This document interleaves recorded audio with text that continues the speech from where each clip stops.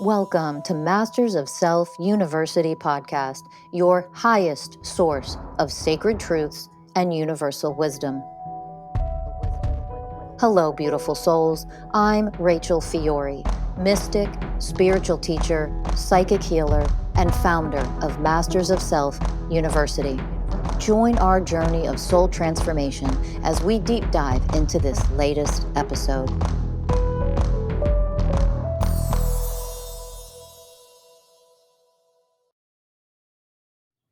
Hello, everyone, and welcome to another episode of Masters of Self University podcast. I'm your host, Ellie Lee. And I'm your host, Danny Morley. And welcome to another episode. How are you, Danny? I'm great, but more importantly, how are you?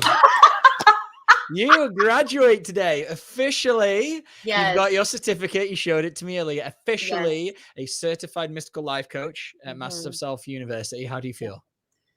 I feel like it's a certification that is well-deserved because this journey has been insanity. And I'm just really, I hope I can say this. I'm really proud of myself. And I really jumped into this not knowing what to expect. And it blew my expectations away. And I really sit here 6 months later, a very, very different being. So I'm just so grateful for the whole experience. I mean, I've intimately been connected to your whole journey. Yeah. Well, not your whole journey. You know, when we connected first in February and started Yeah. working with this podcast, and I've been watching you grow in the classes because us graduated coaches and coaches in training, we have access to all the live classes that we can go through and rewatch them to learn more.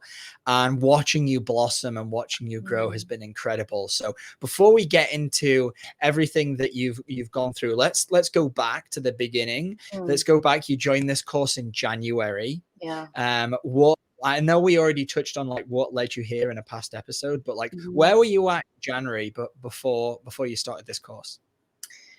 You know, I was 2.5 years into my healing awakening journey, and I felt like there were so many things that I understood and there was so much wisdom that I was gaining, but there was no structure to anything. So it wasn't like I had a step-by-step on how to really transform and how to really grow. It was like I was going through experiences, but it always felt like I was like a fish out of water. You know, it felt like I was getting somewhere and then I was like, no, I'm not. And I don't know really what I'm doing. I'm just guessing as I'm going. And it wasn't until I heard Rachel on this podcast where I was like, she is speaking to me and I need to understand how to truly transform because I'm running around in circles and I'm not getting anywhere. And so that's where I was before I started this work. Wow. Cool. Yeah. So, and let's do a contrast and then we can go through the middle. Where do you feel like you're at now, 6 months into this work? Wow. First of all, great questions. I think the last 6 months has been the most profound, the hardest, most difficult time in my life because I was asked to walk into my pain. And I've experienced pain my whole life, obviously, and I've been very intimate with the darkness my whole life, but I hated the darkness. I hated it. So every time it would come knock on my door, I would do everything to avoid it. You know, it wasn't something that I felt comfortable. I didn't understand it at all. I just felt like something was wrong with me because of how intense the darkness has always been for me. And these last 6 months has really forced me into my pain. And it wasn't until I surrendered into it. And I was like, I mean, what else is there to do? I mean, I'm in this program, so might as well just go all in. And something about me is I go 100 or I go home. And so I was like, let's strap in and get into it. And walking into the pain has been monumental. It has blown everything I've ever known and studied in the last 3 years out of the water because it is really requiring you to be still and to activate the light within. And it wasn't until I realized that I am the light, that I can illuminate anything in the darkness with the divine being that I am, that things really started to alchemize and really started. I feel like I was like a cocoon and a butterfly a million times in the last 6 months. But like every time the butterfly emerged, it was like a more intense, more like magnificent butterfly. And so the rebirths and deaths in the last 6 months has been nothing like I've ever experienced. And wow, I would do it all over. Do I want to do it all over again? Of course not. But would I do it all over again to be in exactly where I am right now? Absolutely. 100%. Amazing. So let's dive further deeper into some of the pain that you are talking about. There's a few things that come to my mind, but I'll let you choose. And like let's just bring up one of the things that was like really painful, and let's Mm, just get in there a little bit and yeah. pick it out so people can understand exactly what we mean. Because Yeah. when we're talking about this work at MSU, it's very different to many other approaches. Many other approaches will get you to just focus on the light, just focus on the good things, positive vibes only. And we really feel at MSU that positive vibes only is absolute bullshit. Mm-hmm. And it's absolute garbage because you're just pushing away all of the pain that you're in. Yes. And the work that we do is to identify the pain, not to just accept it, but to go into the pain and figure out what caused this, what was the moment that the energy was created. And it doesn't require us, literally going back in time in our minds and picking out every memory we have. Yeah. Sometimes it's just as simple of going into the energy and feeling like, okay, where did this start? How Yeah. old was I? Yeah. Where did this begin? Mhm. So let's start to work through that process. Yeah. I mean, And I think that I've worked through, I've talked a lot about my huge codependency wound, and I've talked a little bit about my scarcity and lack, but uh, something that I recently really tapped into was this feeling of just not wanting to exist. And this is something that I've definitely touched upon in other episodes, but to get deeper into it, since I was a kid, I feel like I've been very close to the energy of death. I remember being a child and seeing visions of like really horrific things that were just like playing out in my mind's eye, and not understanding what was going on with me, and not understanding why when the news was on, everything scared me. Like I always felt like someone was out to murder me. Like I literally remember being a kid looking out my bedroom window and being convinced that somebody was going to come and kill my whole family. Like this was basically my wow. childhood.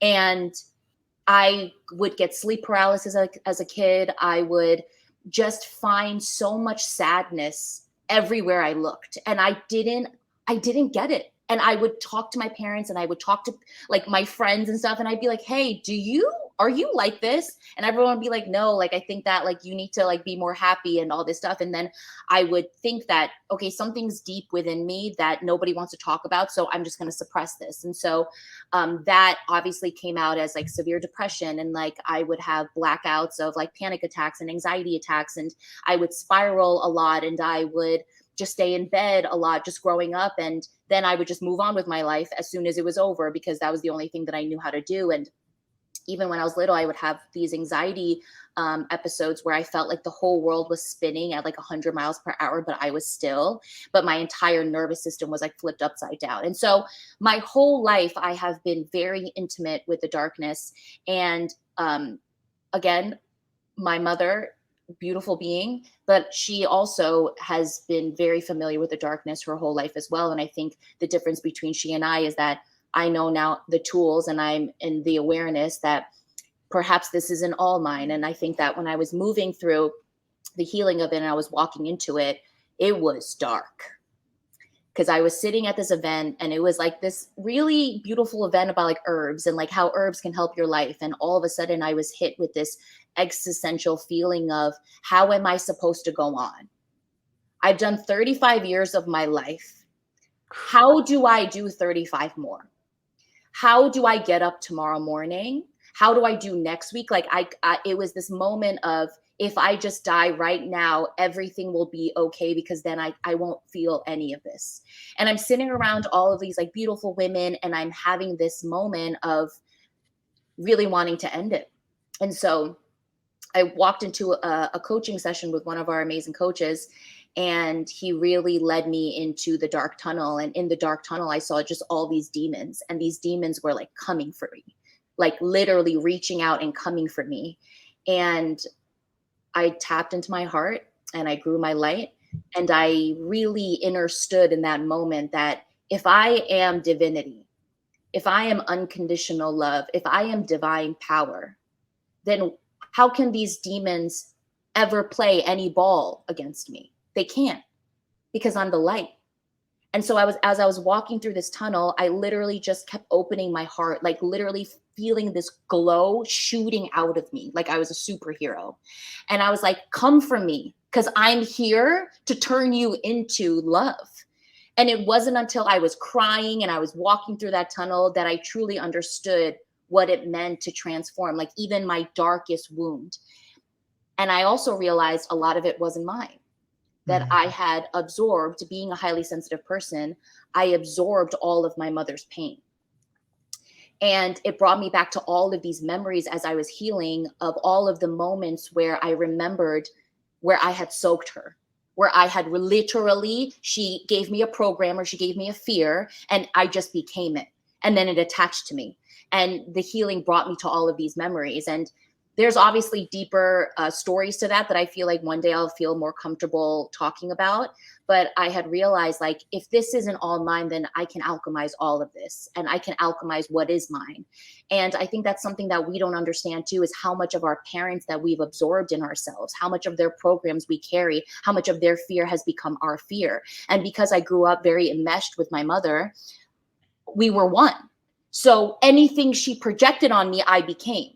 Anything that she feared, I feared. And so it wasn't until I was doing this work where I realized, wow, this is what it truly means to start separating yourself from all of these other programs that have attached to you and understanding what is yours and what is not. And so facing dread, facing death, facing the darkness in the way that I did. I mean, I cried for 2 days straight. Like I fell asleep crying. I woke up crying. I went hiking crying. I came back from hiking crying. I went out to drive to my friend for 3 hours. I cried the whole time there because there was so much of this dread that lived within me for 35 years. And it was the first time where I was allowing myself to feel it all, to let it all just come up, and then to love it all, and knowing that there's nothing wrong with me. There's a reason why I've been intimate with the darkness for so long. And I know now that it's because I can only help others through their darkness if I've gone through the darkness myself and alchemized it with power and love. And so I think it's also the acceptance of, there's a reason why my soul chose this hard life for me. I really look back on my life, and because my depression was so intense, and I've shared this before, but they've shoved pills down my throat since I was 16 and I wanted to just numb myself, even though I've been such a feeler my whole life. And now I understand, like, oh, I was meant to experience that because of what I'm here to do. You definitely were. I can feel that. And your power, it radiates. And you've really gone down the warrior's path. And I've seen you work through this pain. I've watched your transformation, and it's been magic. And obviously, neither of our journeys have ended here. We're going to continuously evolve this entire lifetime. Yeah. But one thing you touched on that I'd like to maybe talk around is you mentioned getting a lot of these programs from your mother. Yeah. And the first thing we do at MSU, the first part of the course that we take clients through is to start looking at how we were parented. And it's not because we're casting any blame or judgment on them. It's literally looking at the truth of, like, how did our parents bring us up, so that we can look at that and then look at the truth of what we've adopted from them. Because it's gonna rub off on you. It's just the way children and parents and a caregiver work. We look up to our parents for everything. They're literally teaching us how to live. And there's all these subconscious, subtle energies that we're pulling in, and these wounds. And some of them are even, while we're in the womb, and they're coming in for like traumas that way, which the first time I heard that, it was hard to wrap my head around. But after doing a bit of work myself and understanding that probably lives within me, I've understood it more. But let's go back to January. And I think you've mentioned this before. What was your relationship like with your mother? Oof. Because what I want to get to is, through this work and going into this pain that you mentioned about your mother, has it changed anything with the way that you show up to the relationship with your mom? Yeah, great question. I've avoided her a lot in the past few years. I think at one point I was super enmeshed, and then I was super attached, and then I was super codependent. And then I was like, no, none of this is healthy. I don't feel good. And then I separated myself, and then I was hurting her. So then I would do this thing where I would dishonor what I was feeling and just to be close to her so she can feel better. But in reality, that wasn't even real love, because it was just codependency and attachment. And in January, I remember my first trigger and my first healing was, it was my mom. And I feel like when I watch the past 6 months, it's always back to mom. And this is to say too, now I really see, like, I used to blame my mom for everything. Like, I'm like this because she was like that.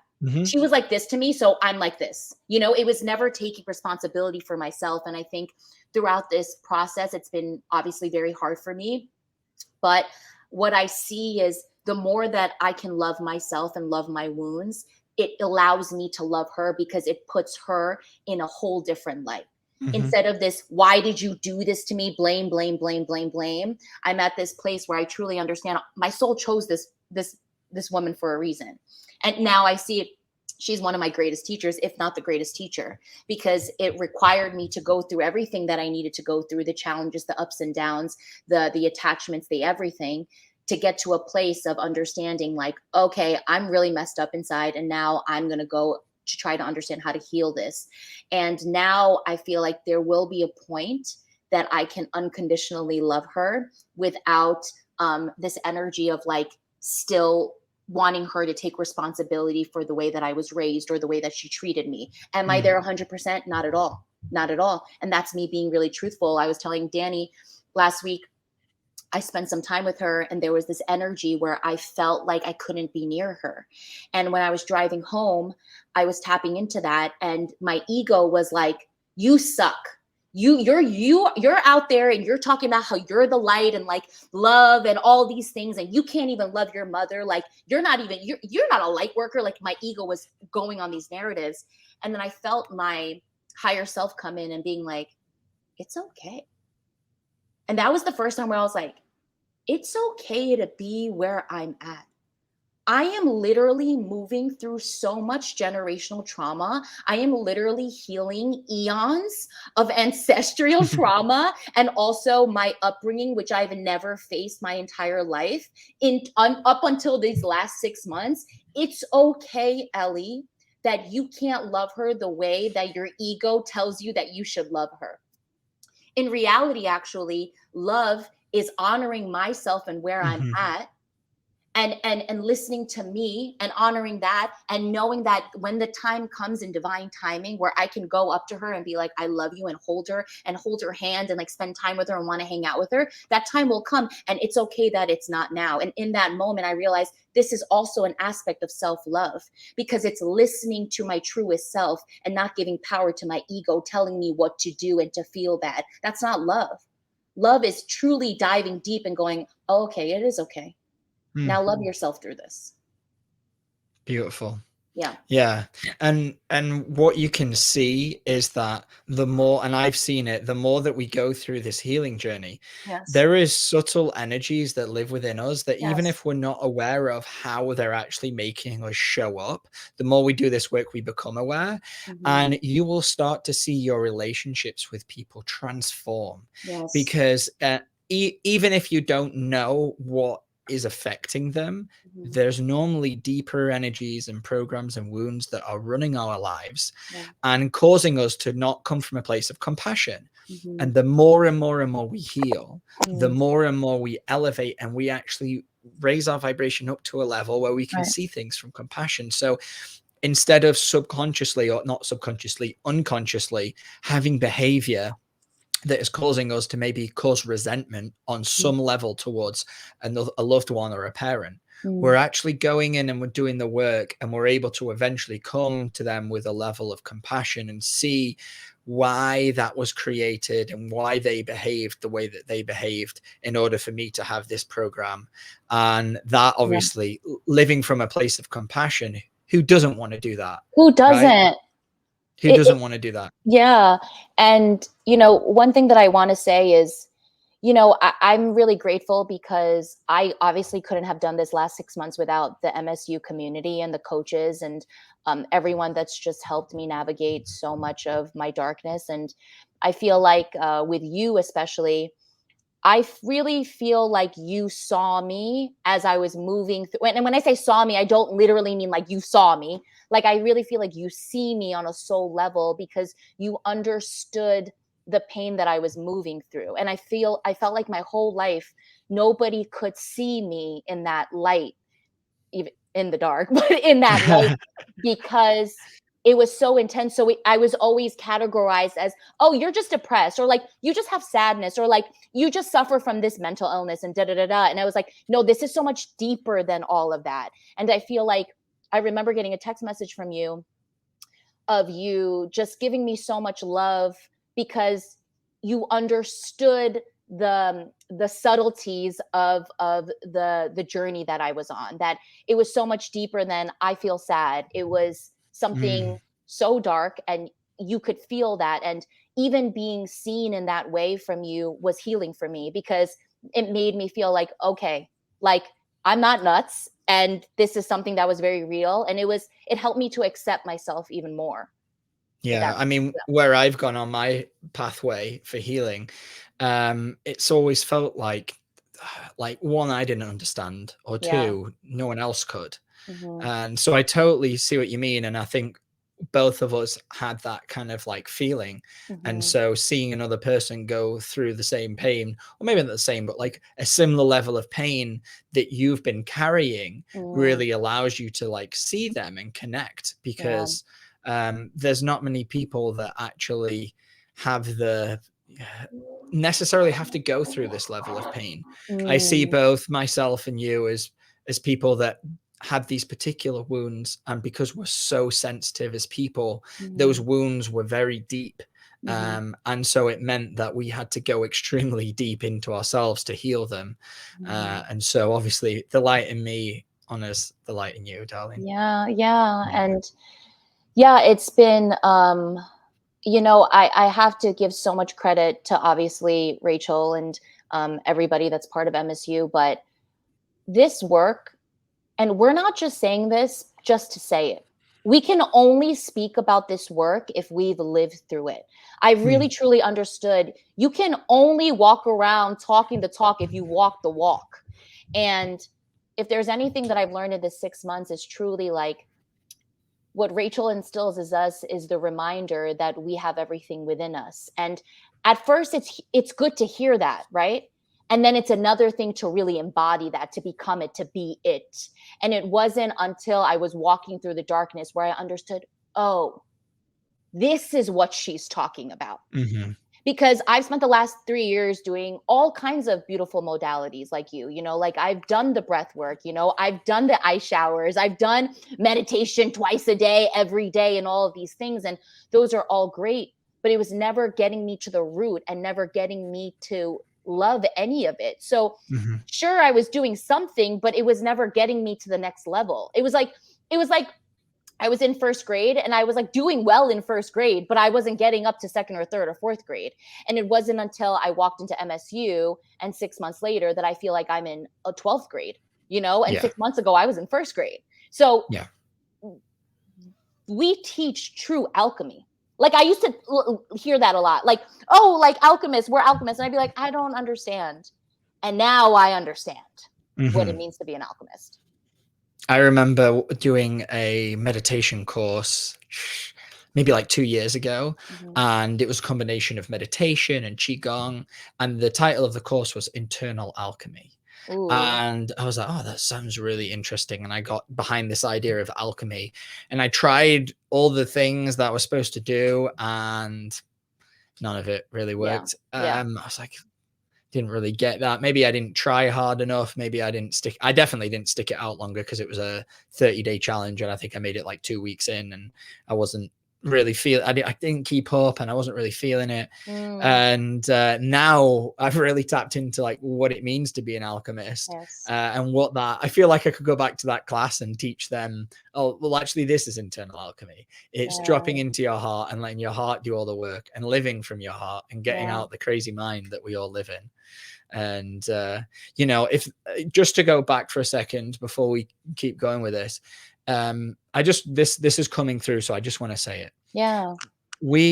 Ellie and I have both had very very isolated experiences on this earth so far. We've always felt very alone. And the community that I found in it. Oh, there's some clearing Oh, going on. there's some clearing. There's the community that I found in MSU really allowed me, as she said, to be seen. As I've mentioned on this podcast before, like I've tapped into parts of myself that I never knew I was. To do with sexuality, to do with some traumas that I've lost, parts of me that I found. And if you're feeling like you're alone, and if you're feeling disconnected from the world, come to us and start this work, because what we will do is we will provide you with the space for you to find yourself again. Yep. And that is what it is all about. And we will be there to support you in your journey of you coming home to yourself. Yes. What Rachel teaches us, as Ellie said, and what we now teach, is how for you to go on your journey. It's not about, oh, we're the superior enlightened guru. No, it's none of that. It's we've learned something and we want to pass this down to you, so you can be happy, so you can be healthy, so you can be full of love and compassion. So if you're listening to this, reach out, seriously, because it's changed both of our lives.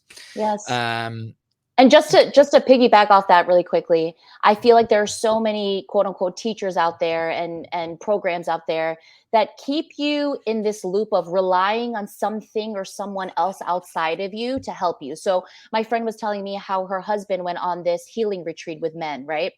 And he came back from it and he was like, it was great, but I kept having to go to the leader of the retreat to get healings. And he was never teaching me how to do it myself. And that's the problem, right? It's like this thing of relying on something outside of you to help you come home to yourself. That doesn't even make sense. How can you come home on your own journey by relying on somebody else? No, you are your car. You're the one that's driving home back to you. And that is what separates MSU from any other thing out there, because it is literally reminding you that you are the power that you are looking for outside of you. Exactly. Ellie and I just did this group meditation with I won't mention the name of the class, but with a class outside of MSU. And it was really beautiful. I definitely got some healing and some clearing. But one thing that we both noticed as we were talking about it afterwards, is that they're not addressing things at the root level. Right. A lot of healing modalities out there, they all have a place and they all help. Right. And we talk about this in MSU with coping mechanisms as well. Coping mechanisms do something. They do help. A lot of therapy out there. There are some amazing therapists and some of the work they do help. But a lot of times it's just very surface level. It's talking about your problems. Even if you get to a place, this was my experience with therapy, getting to a place of, oh, okay, now I'm starting to see and I was seeing a very small window of what was actually kind of like the wound in there. There was no healing around it other than me talking about it. Right.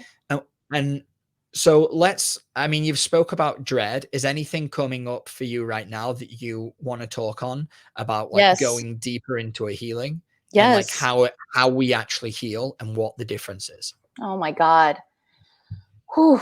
I was thinking back in May, and I've spoken about this so much, but I really suffered from codependency. I really did.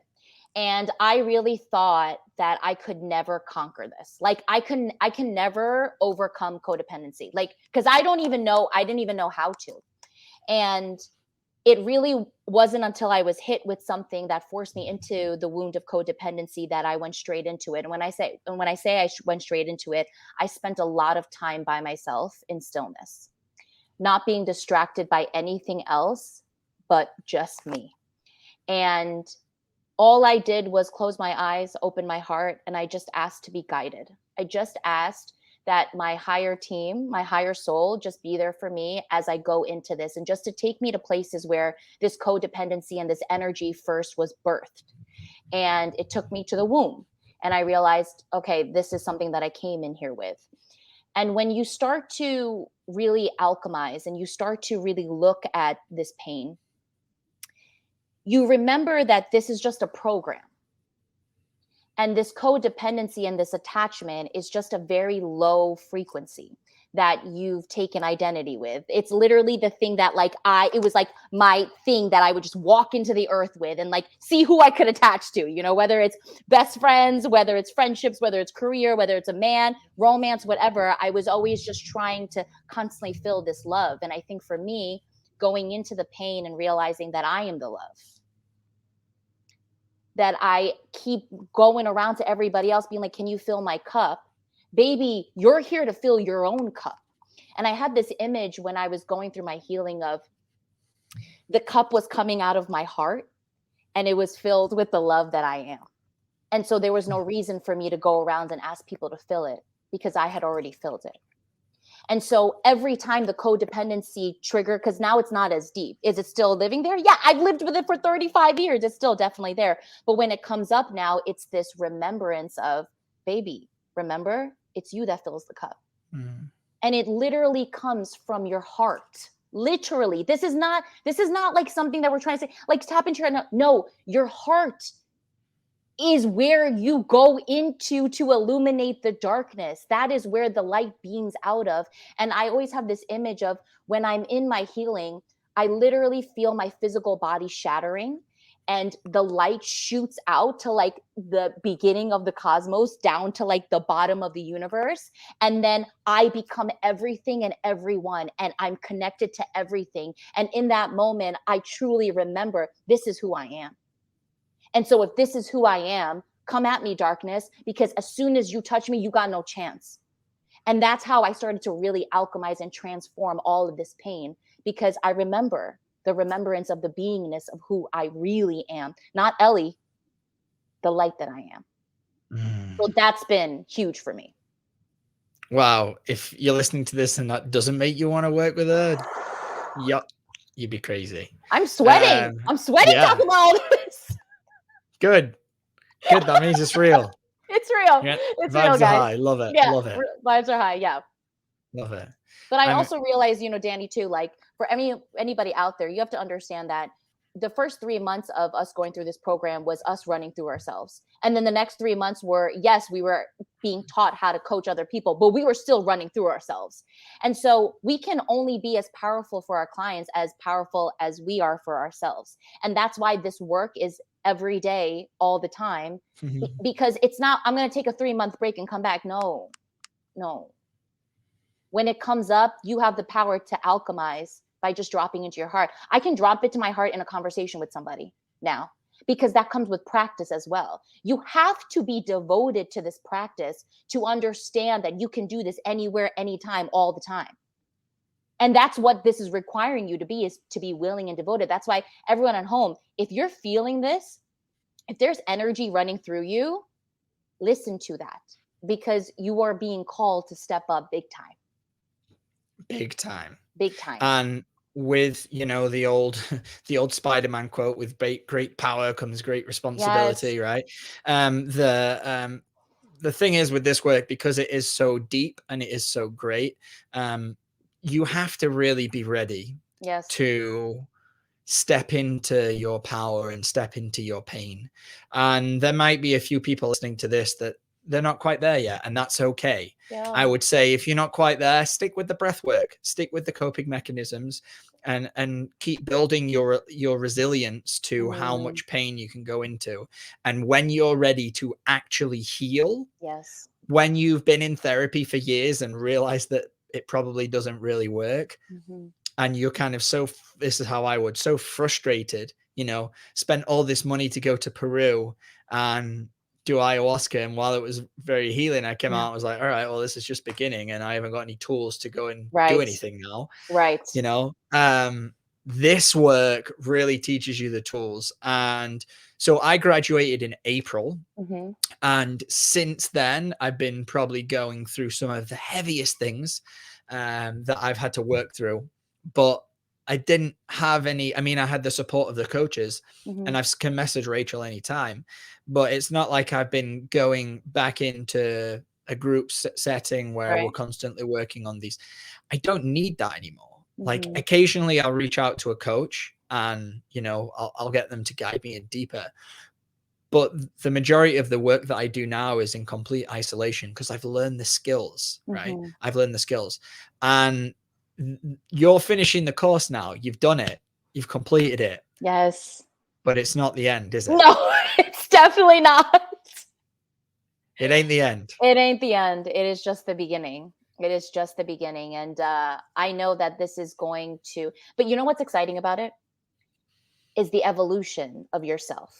Like when you think about when you first started, when I think about when I first started, even when I watch like class, when you watch your first class, you're like, oh my God, like even the way that I looked was so different, you know, like I could see so much like fear and I could see all of these things. And now when I look at myself, I'm like, wow, like I've really, really changed because I really went into it. And I think too, I feel different. I just feel different when I like walk into settings or when I walk into places or when the way that I move, the way that I carry myself, it's just different. And I think it's also such a blessing when somebody goes, "You've shifted." And it's like, because I've done the work. And people can feel and see when you've done the work. And that's such a testament, you know, and it's such a nice pat on the back from the universe to be like, keep going. Okay, you just beginning. Don't get your ego caught up in this. You still got ways to go, but to be in this place right now, gratitude is not even enough to really capture what this experience has been like for me. Truly. Awesome. Yeah. Awesome. Truly. Yeah. Let's just tie it together now. Yeah. Like any last words or last thoughts coming up from your time at MSU or where you're going to be going in the future.